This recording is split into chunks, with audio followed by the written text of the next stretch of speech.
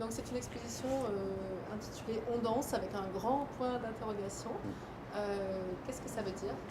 Bah, on a mis ce point d'interrogation parce que ça résonne pour nous comme une invitation. Alors il y a l'invitation un peu désuète à danser dans les bals, mais il y a aussi deux questions en fait derrière cette question unique qui ont sous-tendu notre choix curatorial, qui sont où commence la danse, puisque comme on ne parle pas dans cette exposition d'une danse spectaculaire, professionnelle ou virtuose, mais de l'acte de danser dans ce qu'il a de plus partagé et partageable, c'est-à-dire la danse spontanée qu'on fait tous à un moment ou à un autre.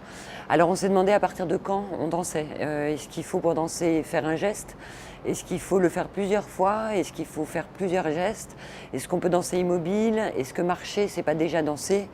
Est-ce que finalement la danse n'est pas qu'une question de regard et que peut-être quelque chose qu'on regarde comme de la danse peut le devenir? Donc ça c'était la première question. La deuxième, c'est vers qui danse-t-on? On s'est demandé si on pouvait danser seul, ce qu'apporte le regard d'un public ou d'un autre spectateur. Qu'est-ce qui se passe quand on danse à deux, en famille, en groupe? Et donc qu'est-ce que ça produit ou qu'est-ce que ça révèle comme lien entre nous, ce phénomène de danser? Voilà, donc en fait on s'est posé beaucoup de questions et on a laissé nos points d'interrogation dans le titre de l'exposition. C'est une invitation de partage, de rassemblement aussi, parce que finalement cette exposition, elle invite à la fois à regarder, à être posé devant l'expression de la danse. Disons, la danse, elle peut être très fédératrice, je pense qu'on l'a tous ou probablement presque tous vécu.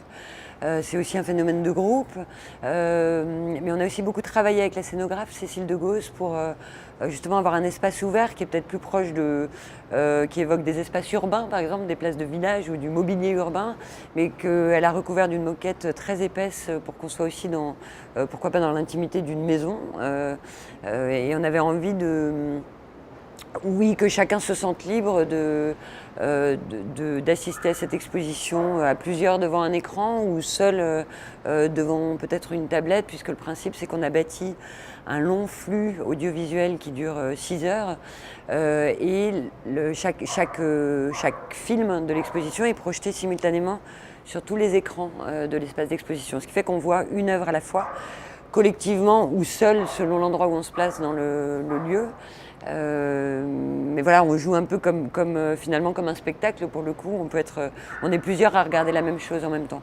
Oui, il y a différentes perspectives d'écran, de position aussi. Il y a différents supports aussi et c'est assez.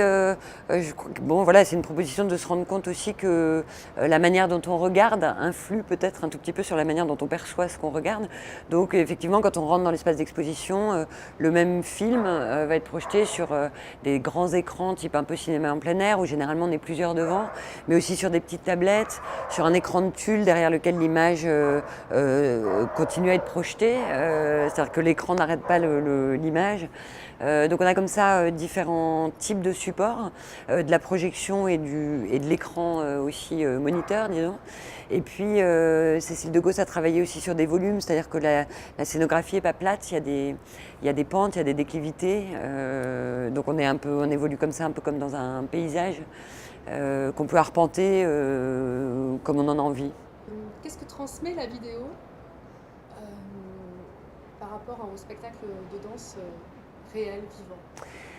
Alors bon, on a perdu le vivant dans la vidéo, mais on a considéré que les vivants étaient les visiteurs de l'exposition. La vidéo, elle a après cette qualité de rendre le mouvement quand même.